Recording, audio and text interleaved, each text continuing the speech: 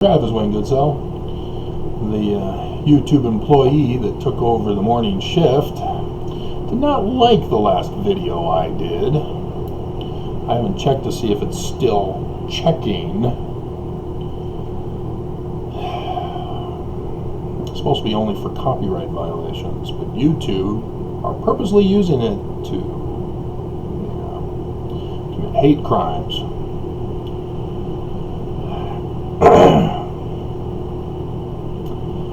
My brother, Todd, graduated in 1989, 1 year after me.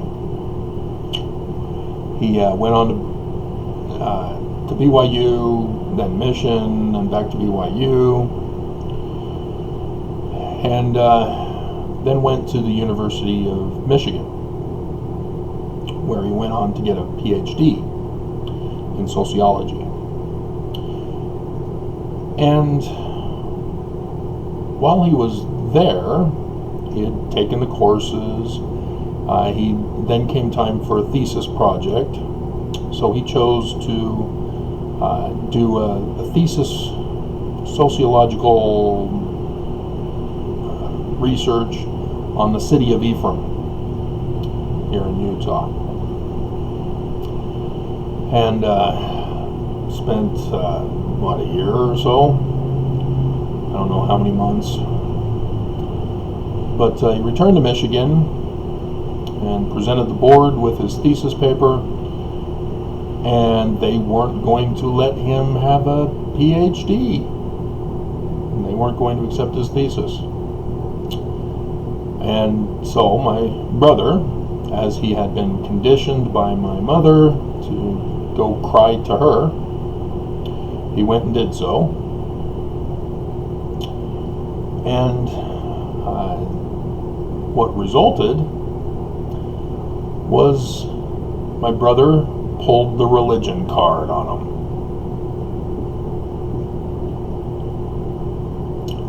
You are discriminating against me. You are committing a hate crime because of my religion, because of the religious subject matter. So they caved. They allowed his thesis. They gave him the PhD. And he went to apply at BYU to become a teacher.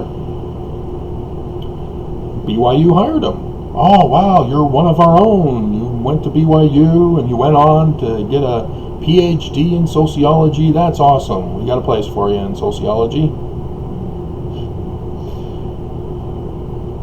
And while he was a teacher in sociology, the bishop in the wards, oh wow, PhD, you're working at BYU now? Wow, awesome. You're now a high priest.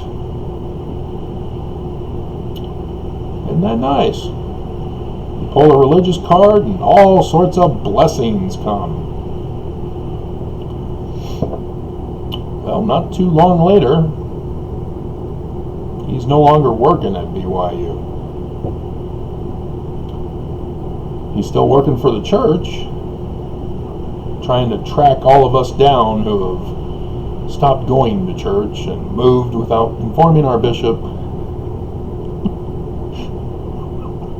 That's his life. That's what he does for a living. Tracks down those apostates who are black sheep. And he knows all about it because he has an older brother who's a black sheep. In the 1990s, the school systems, I don't know who started it, who came up with the ridiculous idea, but school systems across the nation started a new teaching method of, it's probably No Child Left Behind is what got that going. But it was everybody gets a participation award. It was believed that if you gave kids positive reinforcement You validated them. You affirmed their being by appealing to their emotional stability for happiness. That the kids would turn out better than the old policy of, you suck, kid. You're wrong, loser. So from one extreme to the other extreme.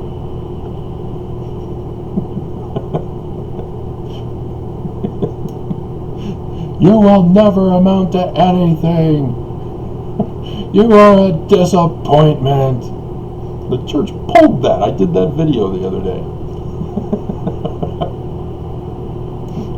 We are disappointed with members of the church. We don't understand why they aren't wearing masks.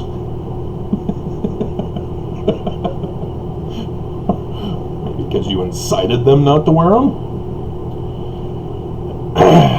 But, yeah. So now imagine a child who goes through the whole school system of the 1990s.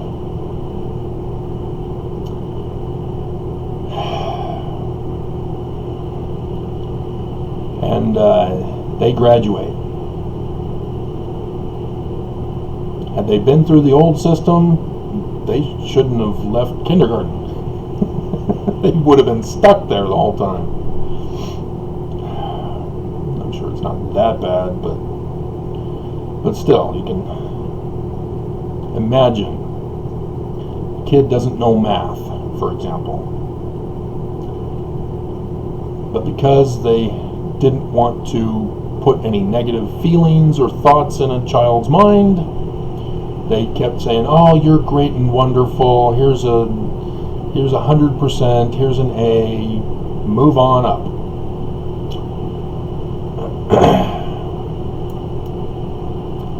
And so after graduation, the kid decides, you know what? I can do anything I want. I have faith. I believe I can do it. And my positive mental attitude, which is a New Age philosophy, by the way. I remember that sweeping through the nation. That may have been a big part of that teaching method. The chakras, the color wheel. Which color are you? Take this spectrum questionnaire to be placed in a category box by which we may judge you. Which means psychology is behind all of this fraud and experimentation on humans. Which goes back to World War II, as we let the German psychologists into America along with the German doctors and scientists, so that they could work for our CIA and do what they did here in America. Yay! Mommy, I ate plutonium in class today. That's great, dear. Make sure to put on your radiation suit, because nuclear bombs are being tested in Nevada today again.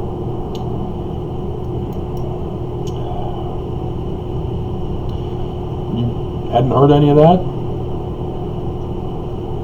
Southern Utah got exposed to the nuclear testing in Nevada. Leukemia. And he decides, I'm going to be an accountant. That's my career choice. And I have positive mental attitude, I have faith, I'm going to get it. So he goes and applies, and they look at his resume. Wow, you passed. Okay, I guess you're qualified, because the job only requires a high school graduation, not extended into college and university. But I did see that influence at the University of Utah. And it was on the news for the drama department. Mormon girl didn't want to say damn and hell. And so she protested and forced the school to not teach her properly so that she can still get a participation award. I saw it with philosophy of religion.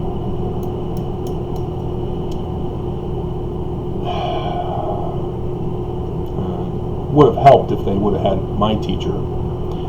He would have put the kids in their place.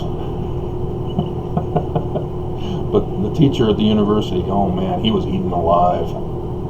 He literally had to just shut up and let the bully, the religious bully, take over the class. As he even formed a secret combination outside of class with this new internet chat thing that was now coming about.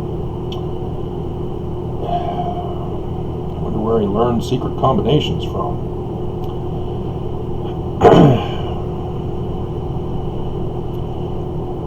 And so the kid starts work, and the bosses recognize pretty quickly that the poor performance of the employee is doing harm to the business. And so they render a termination of employment. The employee has never been treated this way in their life. What is this? And so they emotionally react, say, how dare you? And puts on a campaign rant. You are discriminating against me for my race, my color, my sex, my religion. You know, my brother pulled the religion card. You know, whatever card they choose to pull. You have to let me stay. And what if goes to the civil court? And what if the judge agrees with this nutcase?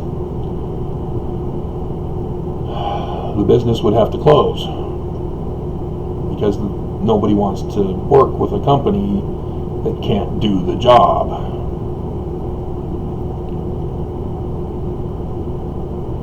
And thus emerged cancel culture.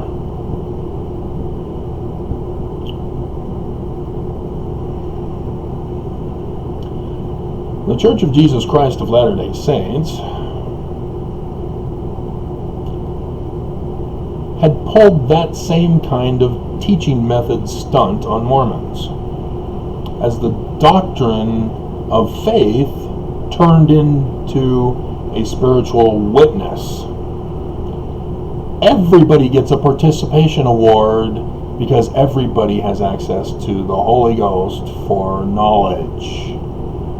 No longer are we pursuing knowledge by science, because, well, yeah, all these scientists in linguistics and history and archaeology are showing that the church is lying, deceiving, and covering up things to the members.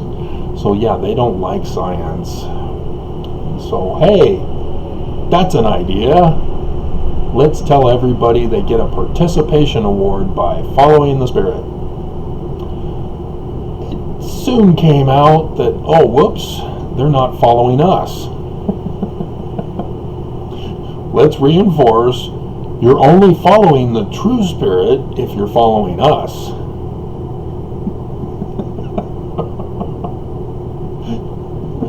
We tell you the correct Spirit to listen to.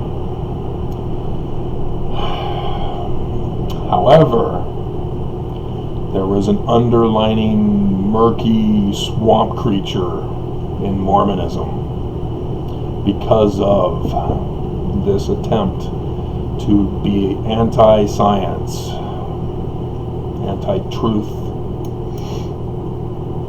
anti-reality with this spiritual witness.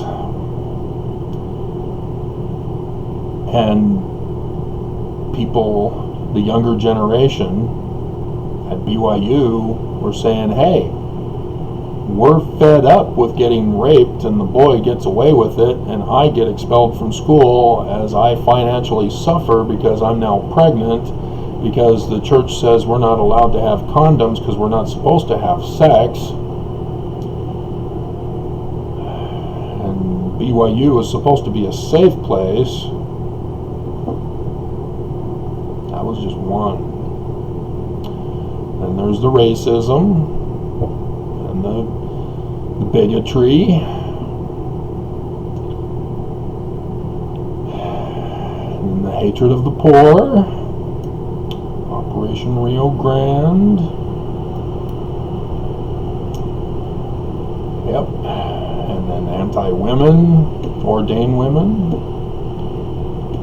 Yeah. And the church was all of a sudden being bombarded with cancel culture generation on all fronts. And so the church then decided, okay, excommunication didn't work like it used to work. I guess we'll pretend to compromise. So for like example, ordained women, they excommunicated the leader, but then decided, okay, fine, we'll allow one of the women from the Relief Society to participate in one of the other businesses, not the apostles' meetings, the other businesses of the church. And we'll advertise it and show how we're inclusive of women, and we'll allow women to wear slacks at church.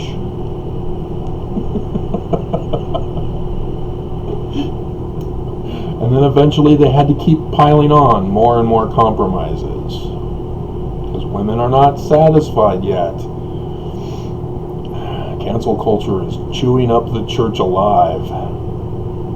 But they started it. Spiritual witness. And so, yeah, Nelson made changes to the temple again, the temple endowment.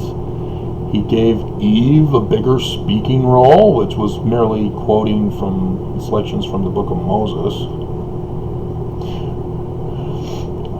No longer allowed women to wear a veil.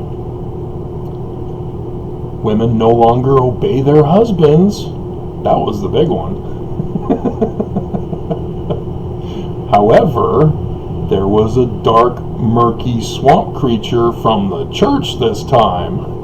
They caught on. We'll do the same tactic to them that they did to us. And so the law of chastity was changed, so that by the time they get to it, all the women and men are like, I don't have to follow my husband. My wife no longer obeys me. They're more focused on that. And so the law of chastity goes in one ear and out the other because they're focused on about obedience. How do I tame my woman? How do I control her? And the woman's going, yes, I'm free. I only have to obey God, and that's spiritual witness.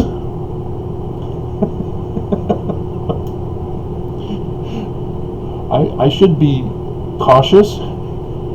I noticed this morning I'm finally getting women back to my channel.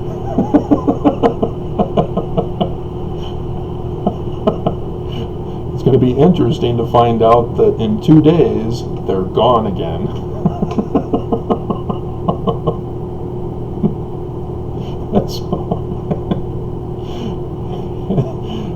And so the church then,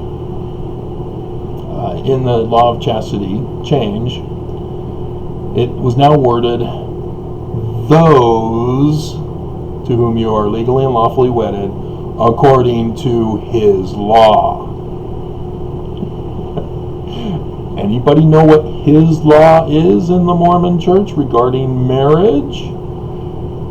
Brigham Young made sure to take out Joseph's versions of it and replaced it with Section 132, accusing Joseph.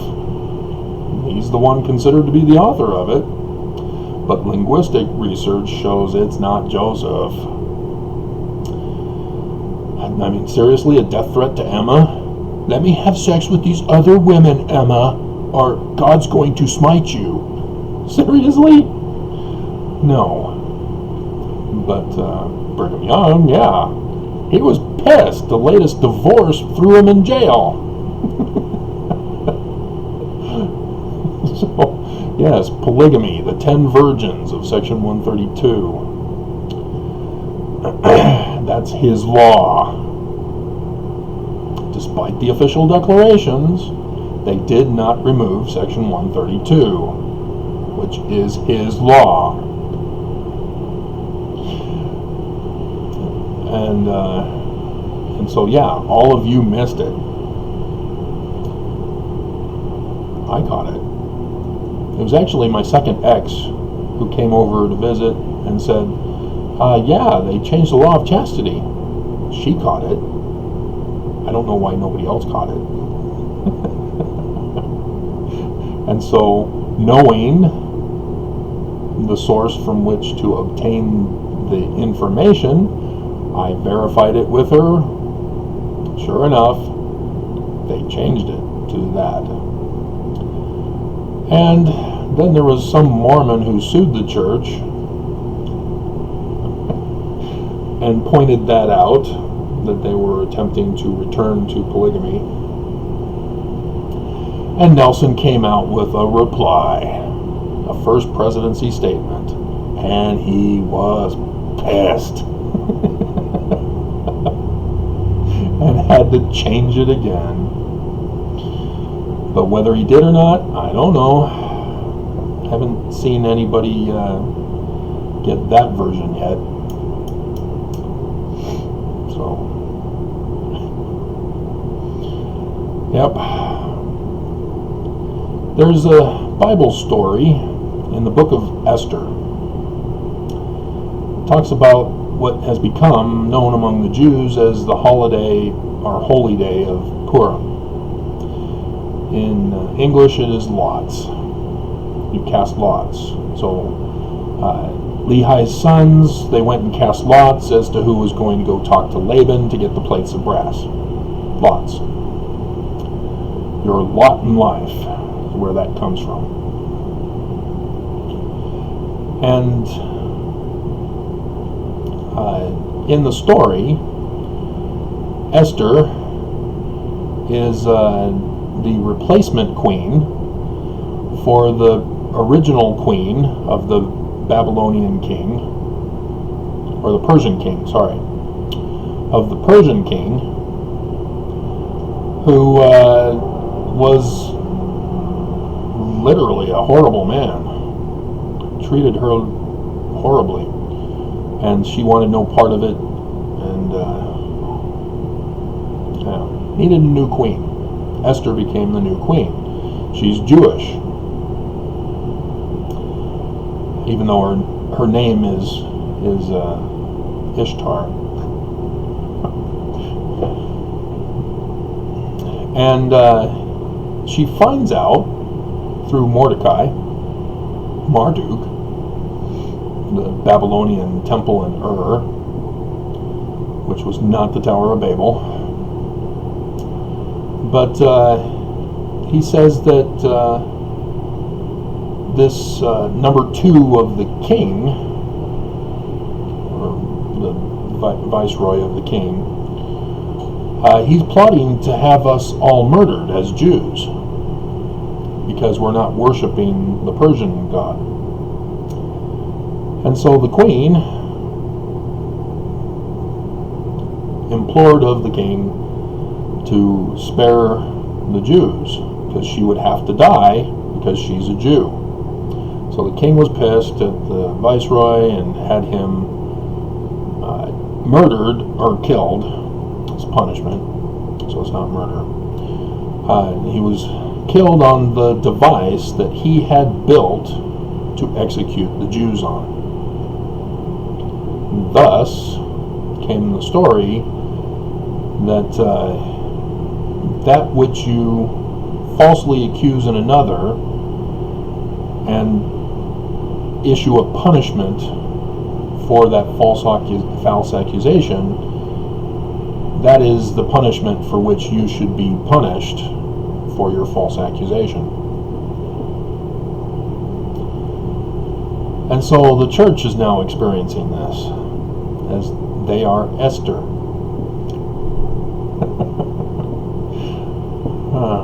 Just had flashbacks of an Esther on my mission.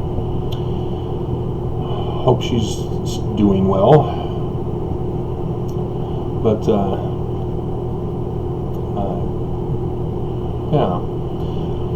the church, in setting up a method of deception for Mormons, the spiritual witness only for truth and reality, is now coming back to bite the church. In the New Age religions of Buddhism and Hinduism, it's called karma. I'm not sure if it's in both or if it's specific to one particular one or not. I'm not going to look it up. But I'm sure you guys have heard of karma.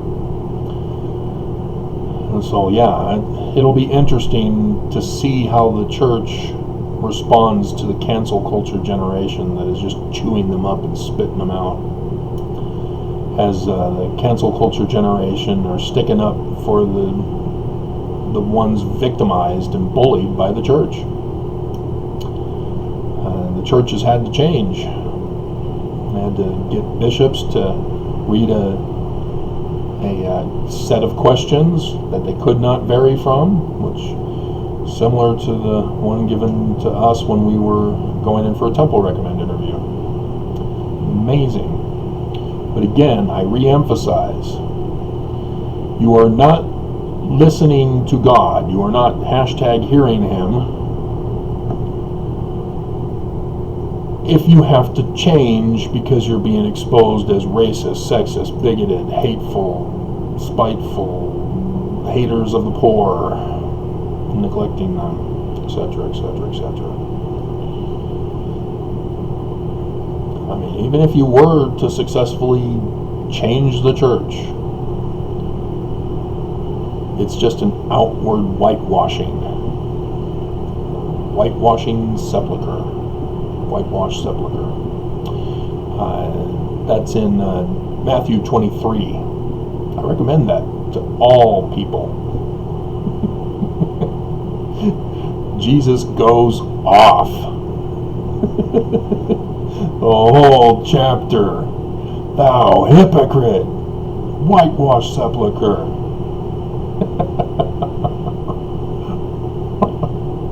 It's awesome.